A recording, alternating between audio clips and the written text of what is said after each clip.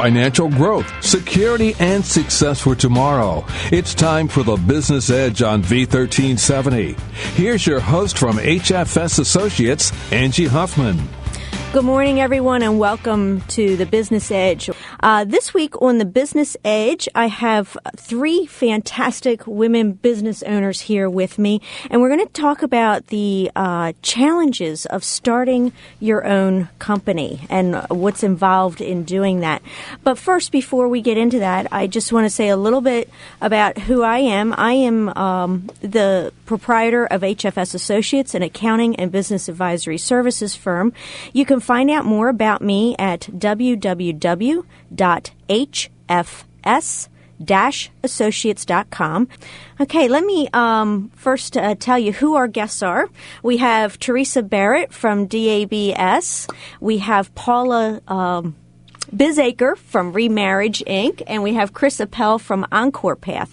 And so we're just, first I'd like each of you ladies to introduce yourselves, tell us what your business is, and just give us kind of a brief synopsis of why you got into your business in the first place. And we'll start with Chris. Good morning. I started my business last year. I manufacture and sell stroke rehabilitation equipment. And what happened was I wanted to start a business, but I didn't know what kind of business to start. And I started looking at some franchises and couldn't get really excited about anything I found. So I went to different universities and looked for technologies that were available for licensing. And I also, at the same time, I got into a program at UMBC, University of Maryland, Baltimore County, for women technology entrepreneurs. That program is called Activate. And through that program, I was introduced to a bunch of technologies that were available for licensing. And one of the technologies I found was a patented stroke rehabilitation device that restores movement to the arms of stroke patients who experience paralysis. And I met the inventors of the device, two PhD physical therapy researchers at the University of Maryland in Baltimore, and they were so excited and so motivated, and they said, we just really want to help stroke patients. And that just seemed like a good fit. I wanted to help stroke patients as well. So I licensed the device.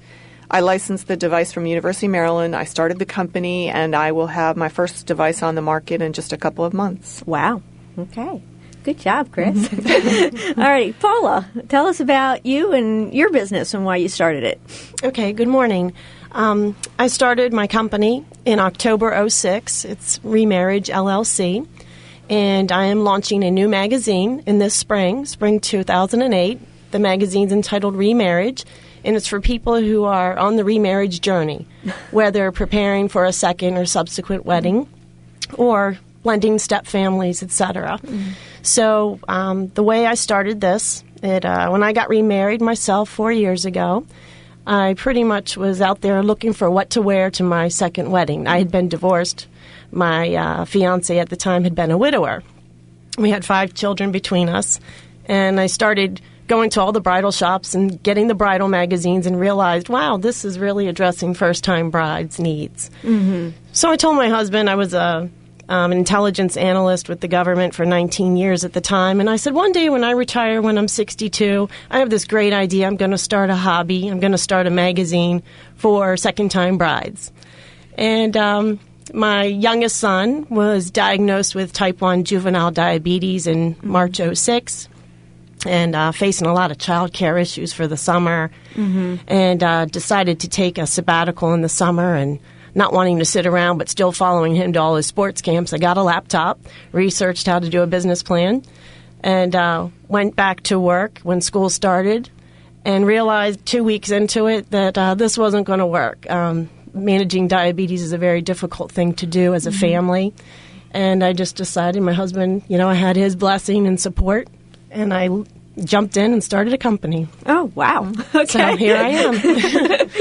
and you saw my eyebrows go up when what was this, intelligence analyst or? An intelligence analyst, yes. I worked for the Department of Defense. Okay. I did not know that about your background. So. Yeah. Started as a Russian linguist and then just worked in the intelligence community for quite a while. So, Yeah, government employee to business owner, entrepreneur. Wow. Right. And a lot of the skills crosswalk. Oh, yeah. Research and writing. Okay. Project management, Okay. leadership type skills. Okay, great. So, Alrighty, Teresa, tell us about yourself and your business. Hi, Angie. Good morning. My business is actually the natural extension of a 15-year career working for nonprofit organizations and corporations where I had writing skills to write proposals for various initiatives. On the nonprofit side, they were initiatives, daycare, community development. On the for-profit side, it was construction, business proposals. I actually formalized my business 2 years ago, and I was doing it on the side for organizations that knew that I did this work professionally, and then they would come to me and they would ask me would I write proposals for them as part-time work. Okay. And I had looked at it into part-time work until I decided that it was time to formalize it and actually start a business. Wow. So what really strikes me now, of course, all three of you are my clients, and so I know of your histories somewhat and why you got into into your various businesses. But now listening to each of your stories here together in a row, it really strikes me how you all started for different purposes, came from different angles. I mean, Chris, you knew you wanted to start a business, but you didn't know what. And so you went looking for ideas, whereas Paula had a personal need to be able to have some more flexibility in her life and had this idea for something she was going to do down the road, and now it just came about, whereas Teresa's just came out of her full-time job and gave her a business on the side that then grew. So, I mean, I think that's one thing that I think other people out there looking at possibly starting a business need to consider is that there's no right place to come from to start a business. Would you guys agree with that? What could you add to that? What have you seen?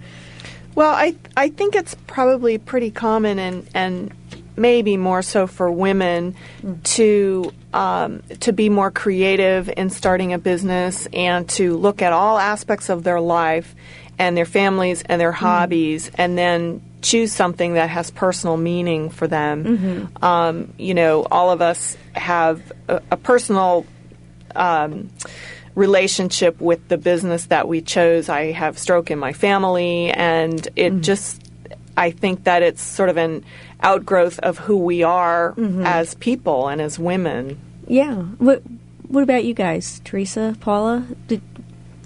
I guess the philosophy that I've taken since I hit 40 last year is to keep an open mind. I thought I was going to be an intelligence analyst my whole life. I started in junior year of college, and, that was it. And, if you had asked me 2 years ago, would you ever be a business owner, I would have laughed at you. I would have said, you got to be kidding me. Never even thought about it. And when my son was diagnosed, I just realized you never know what's going to come. And it's kind of like a blessing in disguise. While it's a horrible disease for children, at the same time, it's opened so many doors for my son and for me personally. Okay. Wow. Yes, I agree with Chris. I agree that when you look at it from a gender perspective, there are certain criteria that women look for when they start their own business that accommodates who we are as individuals, in addition to what we do for a living and what we've trained ourselves to do for a living. I know that was a big part of what made me decide to start a business, particularly since my background includes advocacy too. And that's a big part of who I am, I think, as a female. And to have work that captures that and combines that with what I've been professionally trained to do is very important.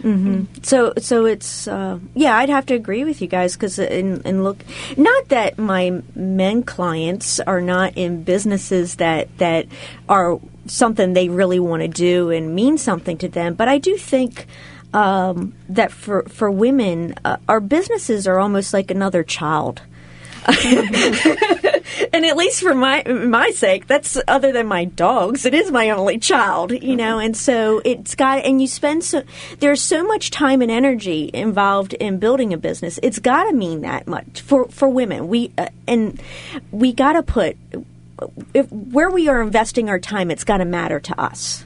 And that is something I see over and over again. And so since we're talking about the woman thing, do any of you feel like starting a business has been more difficult or easier because you're a woman? In what ways has it been easier or more difficult?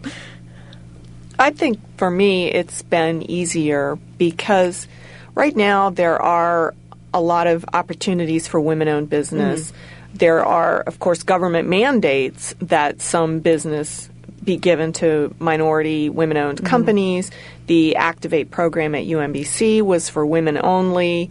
Some of the grants that I've won, for example, I won $10,000 in cash for a business plan competition for women-owned companies. Okay. So some of the opportunities that have been available were because I am a woman. Okay. So you feel like it's been easier because there's been so many more opportunities. There are beginning to be more opportunities, yes. Okay. How about Teresa, Paula? For me, it's really two-sided coin.